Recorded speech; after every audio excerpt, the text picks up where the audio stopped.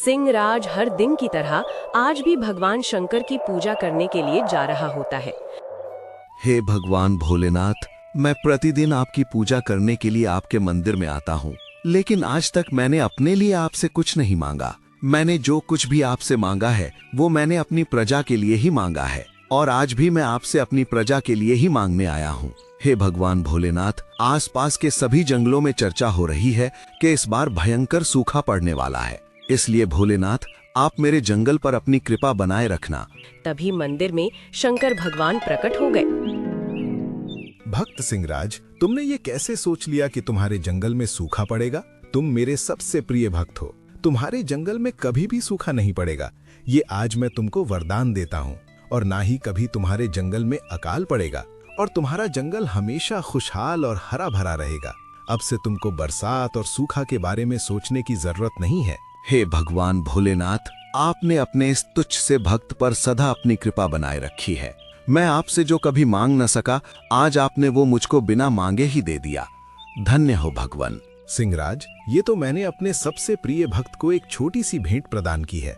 तुम मेरी एक बात का हमेशा ध्यान रखना, चाहे तुम पर कितनी भी मुसीबत क्यों ना आए, तुम अपने धर्म की राह को कभी मत छोड़ना। जीवन में सुख और दुख का जोड़ा होता है, न सुख हमेशा रहता है और ना ही दुख हमेशा रहता है। इसलिए भक्तराज, तुम दुख में कभी भी राह मत भटकना, हमेशा अपने धर्म पर ही बने रहना।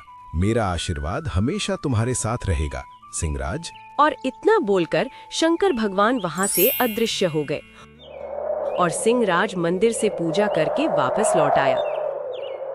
शंकर भगवान माता पार्वती के साथ कैलाश पर बैठे हुए थे। तभी वहां पर एक ऋषि आए। भगवान, क्या पूरी पृथ्वी पर इस समय सिंहराज से बढ़ा आपका कोई दूसरा भक्त नहीं है, जो पूरे पृथ्वी लोक पर उसके ही नाम की चर्चा हो रही है, और अब तो ये खबर देवलोक तक भी पहुंच गई है? हाँ ऋषिवर, आप बिल्कुल सत्य कह रहे हो। सिंहराज जैसा भक्त युगों युगों में एक बार पैदा होता है, और आपकी ये बात बिल्कुल सत्य है। इस समय पृथ्वी पर सिंहराज से बड़ा भक्त कोई दूसरा नहीं है। लेकिन भगवान, मुझको तो ये विश्वास नहीं होता कि कोई जानवर आपका इतना बड़ा भक्त हो सकता है, जो अपने धर्म के नाम पर अपने प्राणों की परवाह न करता हो। हे भोलेनाथ, अगर आपकी आज्ञा हो तो मैं आपके उस प्रिय भक्त की परीक्षा लेना चाहता हूँ, और मैं अपने मन में भी पूरी तरह से ये संतुष्ट होना चाहता हूँ कि वो सच में आपका सबसे बड़ा भक्त है भी या नहीं। हाँ ऋषिवर, आप अपने मन को पूरे तरह से संतुष्ट कर सकते हो। आप मेरे भक्त की परीक्षा ले सकते हो, और परीक्षा लेनी कोई बुरी बात भी नहीं है। ये तो हर भक्त को एक न एक दिन देनी ही पड़ती है, और ये तो विधि का विधान है कि जो सोना होता है उसको तो कठौती पर तपना ही पड़ता है। और यही हमारे सच्चे भक्त की निशानी होती है कि उसको कड़ी मुश्किलों को पार करके ही हम तक पहुंच पाता है। अब आप विलंब न कीजिए ऋषिवर, शीघ्र जाओ। जो आज्ञा भगवान। और वो ऋषि सिंहराज के जंगल में पहुंच गए उसकी परीक्षा लेने के लिए। तभी ऋषि ने सिंहराज के महामंत्री को अपनी तरफ आते हुए देखा। हे तपस्वी, आप कौन हो? आप हमारे जंगल में पधारे, ये हमारे लिए बहुत ही सौभाग्य की बात है। हमारे लिए कोई सेवा हो तो बताइए स्वामी। ये सिंहराज का महामंत्री है, मैं अभी इसको क्रोध दिलाता हूँ। आप कौन हो? पहले आप अपना परिचय तो दो। क्या आप इस जंगल के राजा हो? नहीं स्वामी, मैं इस जंगल का राजा नहीं हूँ, बल्कि मैं इस जंगल का एक मामूली सा सेवक महामंत्री हूँ। अच्छा, तो आप एक दास हो राजा के? हमारे राजा बहुत ही बड़े शिव भक्त हैं, उनका दास होना भी मेरे लिए बहुत ही सौभाग्य की बात है। ये तो मेरी बातों से क्रोधित ही नहीं हो रहा। अब मुझको इसके राजा के पास ही चलना चाहिए। कोई बात नहीं है, तुम मुझको अपने राजा के पास चलो, मुझे उनसे ही मिलना है। जी स्वामी, मैं अभी आपको महाराज के पास लेकर चलता हूँ। और महामंत्री उस ऋषि को सिंहराज के पास ले गया। हे देवी, तुम देख रही हो, मेरा एक भक्त मेरे दूसरे भक्त की परीक्षा लेने के लिए उसके द्वार पर पहुंच गया है। अब देखना ये है देवी कि मेरा सिंहराज भक्त अपनी परीक्षा को पास कर पाता है या नहीं। स्वामी, जिस पर आपकी कृपा हो भला उसको कौन हरा सकता है। वैसे भी सिंहराज आपका बहुत बड़ा भक्त है, मुझे नहीं लगता कि वो ऋषिवर से हार जाएंगे। देवी, हार जीत तो तुम समय पर छोड़ दो, तब तक मेरे भक्त सिंहराज की इस परीक्षा का तुम आनंद लो। देखो, अब वो ऋषिवर सिंहराज से अपने तीखे सवाल को पूछने वाले हैं। महाराज की जय हो। महाराज, ये तपस्वी आपसे मिलने के लिए आए हैं। आपका स्वागत है तपस्वी हमारे इस जंगल में। हमारा पूरा जंगल पवित्र हो गया जब आपने हमारे जंगल में अपना पहला कदम रखा था। बताइए, हम आपकी किस प्रकार से सहायता कर सकते हैं? राजन, हम तुम्हारे पास कुछ मांगने के लिए आए हैं। अगर तुम दे सको तो मैं कुछ मांगूं? हाँ महाराज, आप निसंकोच होकर मांगो। अगर आप मेरे प्राण भी मांगोगे तो मैं वो भी खुशी से दे दूंगा। तो राजन, मेरी बात को तुम ध्यान से सुनो। तुमको मेरे 3 सवालों का जवाब देना होगा। अगर मैं तुम्हारे जवाब से संतुष्ट नहीं हुआ तो मैं तुम्हारे इस जंगल को श्राप देकर आग के हवाले कर दूंगा।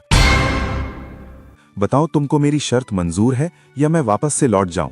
नहीं तपस्वी, आप बड़ी आशाएं लेकर मेरे पास आए हो। मैं आपको निराश होकर नहीं जाने दूंगा। पूछो, जो भी तुम्हारे मन में सवाल है निसंकोच होकर पूछो। अगर आप मेरे सवालों से संतुष्ट नहीं होते हैं तो मैं स्वयं ही अपने शरीर को अग्नि को समर्पित कर दूंगा।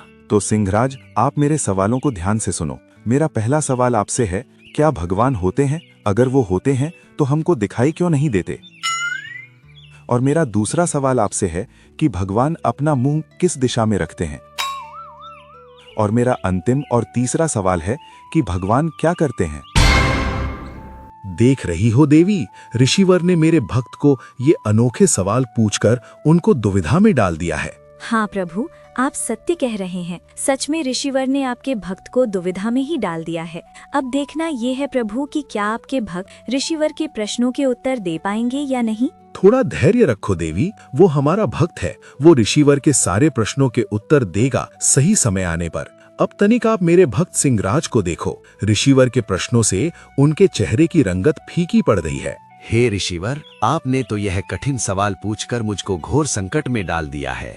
तो राजन, क्या आपने मेरे सवालों से हार मान ली है? नहीं ऋषिवर, मैंने ऐसा तो नहीं बोला आपसे कि मैंने हार मान ली है। मैंने तो यह बोला है कि आपका सवाल कठिन है, मैं इनका उत्तर तत्काल नहीं दे पाऊंगा, इसलिए आप मुझको कुछ दिनों का समय दो। देवी, मैंने आपसे कहा था ना कि मेरा भक्त इतनी जल्दी हार मानने वाला नहीं है। देखो, उसने कितनी चालाकी से ऋषिवर से समय मांग लिया। हाँ प्रभु, आपने बिल्कुल सत्य कहा। आपका भक्त बहुत ही बुद्धिमान है, वो इतनी जल्दी हार नहीं मान सकता। और मैं तो भूल ही गई थी कि जो आपका परम भक्त है उसका हार मानने का तो सवाल ही नहीं होता। ठीक है, तो सिंहराज, मैं आपको 5 दिनों का समय देता हूँ। अगर आप इन 5 दिनों के अंदर मुझको मेरे प्रश्नों के उत्तर नहीं दे पाए तो फिर आप अपने दिए हुए वचन का पालन करोगे। हाँ ऋषिवर, मैं अपने वचन का पालन करूंगा। आपका बहुत बहुत धन्यवाद जो आपने मुझको 5 दिनों का समय दिया। ठीक है राजन, अब मैं चलता हूँ और तुमसे अपने दिए हुए समय के बाद ही मिलूंगा। अब सिंहराज ऋषि के सवालों को लेकर काफी उदास रहने लगा। ये मैंने बिना सोचे समझे उस ऋषि को क्या वचन दे दिया, और उसने मुझसे कैसे अनोखे सवाल पूछे हैं जिनका उत्तर मैं जानते हुए भी नहीं जान पा रहा हूँ। राजा काफी उदास अपने आप से ही बातें कर रहा था। तभी वहाँ पर उसका महामंत्री आया। महाराज, मैं आपको 3 दिनों से देख रहा हूँ, आप बहुत ही ज्यादा उदास हैं और आपने खाना पीना भी कम कर दिया है। आप उन सवालों को लेकर इतना दुखी ना हो, अवश्य ही उनका कोई ना कोई उत्तर मिल जाएगा। हाँ महामंत्री, उत्तर तो मुझको मिल ही जाएगा, लेकिन मिलेगा कब? ऋषिवर ने सिर्फ 5 दिनों का समय दिया है मुझको, और अगर मैं इन 5 दिनों में सही उत्तर नहीं दे पाया तो आप तो जानते हो कि क्या अनर्थ हो जाएगा। महाराज, मेरे होते हुए अनर्थ कभी नहीं हो सकता। अब क्या तुम उस ऋषि के सवालों के जवाब दोगे? नहीं महाराज, मैं इस योग्य तो नहीं हूँ कि ऋषि के सवालों का जवाब दे पाऊं, लेकिन मैं आपको एक सलाह अवश्य देना चाहूंगा। हाँ शीघ्र बताओ, जो भी तुम कहना चाहते हो। महाराज, आप शायद भूल रहे हैं, आपको तो याद होगा कि आपका एक परम मित्र था। आपको नहीं लगता कि आपको उसके पास जाना चाहिए? वो बहुत ही विद्वान है, अवश्य वो आपके सारे सवालों के जवाब आपको बता देगा। हाँ महामंत्री, इस मुश्किल घड़ी में मैं अपने परम मित्र को तो भूल ही गया था। वो अवश्य मेरी मदद करेगा। एक काम करो महामंत्री, आज 3रा दिन हुआ है, अभी 2 दिन बाकी है। मैं आज ही चला जाता हूँ और 5वें दिन शाम तक लौट आऊंगा। तब तक तुम राजपाट को संभाल लेना। और इतना कहकर सिंहराज वहाँ से चला गया। अरे मित्र सिंहराज, तुम तो बहुत वर्षों के बाद आए हो। बताओ, कैसे अपने इस मित्र की आज तुमको याद आ गई? मित्र, मैं एक बहुत बड़ी दुविधा में फंस गया हूँ। मैंने किसी को बिना सोचे समझे वचन दे दिया है और वचन भी मैंने अपनी जान देने का दे दिया है, और उसने मुझसे 3 सवाल पूछे हैं जिनका उत्तर मैं नहीं दे पाया हूँ, और उस ऋषि ने मुझको 5 दिनों का समय दिया है जिनमें से 4 दिन बीत चुके हैं। अगर कल तक मैंने ऋषि के सवालों का जवाब नहीं दिया तो मुझको स्वयं को अग्नि को समर्पित करना होगा। कोई बात नहीं है सिंहराज, मेरे होते हुए तुम अग्नि में समर्पित कभी नहीं कर सकते। मैं तुम्हारे सवालों का हल अवश्य बताऊंगा। पहले आप सारे सवाल बताओ। पर उसने सारे सवाल अपने परम मित्र को बता दिए।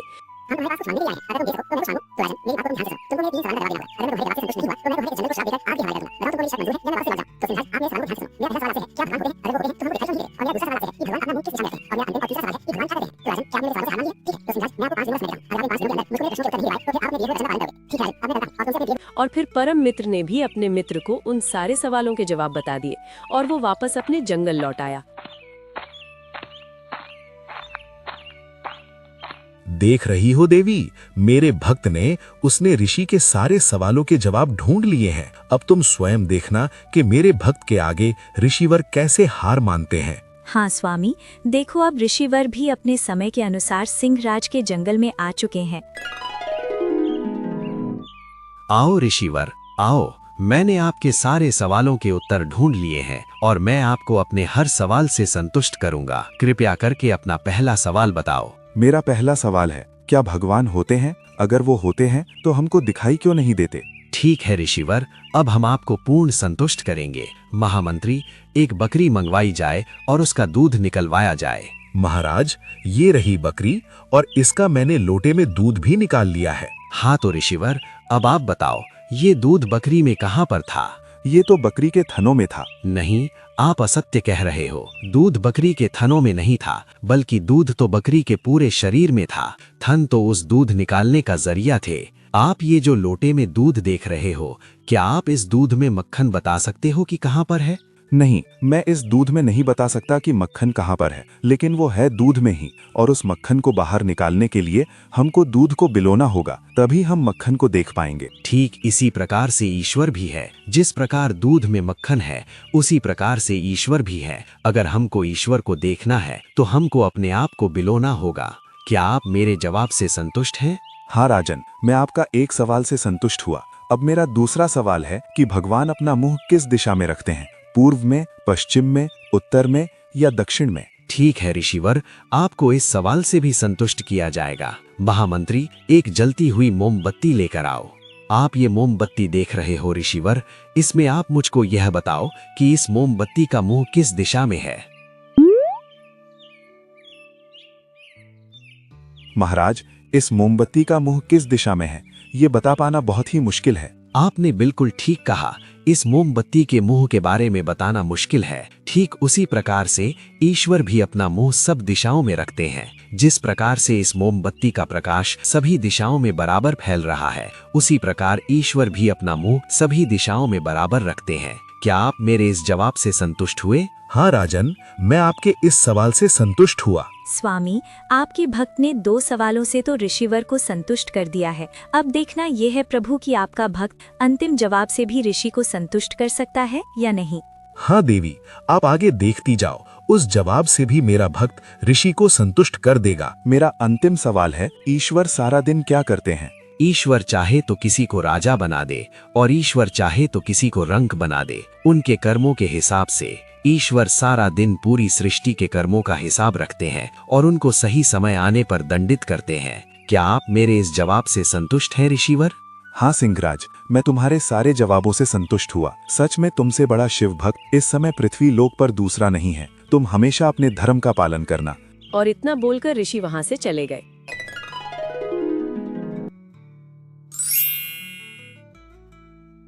प्रभु, सच में इस समय सिंहराज से बड़ा शिव भक्त पृथ्वी लोक पर दूसरा और कोई नहीं है। तो आप अपने सारे सवालों से संतुष्ट हुए ऋषिवर? हाँ भगवान, मैं पूर्णतया संतुष्ट हूँ। भगवान, मुझे क्षमा करें कि मैंने आपके परम भक्त की परीक्षा ली। मैं तो ये भूल ही गया था कि जो आपका परम भक्त होता है उसको पहले से ही कसौटी पर माप लिया जाता है। कृपया मेरी इस भूल को क्षमा करें। आप क्षमा मांगकर हमको शर्मिंदा न करें ऋषिवर। आप भली प्रकार से जानते हैं कि सच्चा भक्त वही होता है जो हर परीक्षा को पार करके अपनी भक्ति का सच्चा प्रमाण दे। Thanks for watching this video. Subscribe to Visual Cartoon.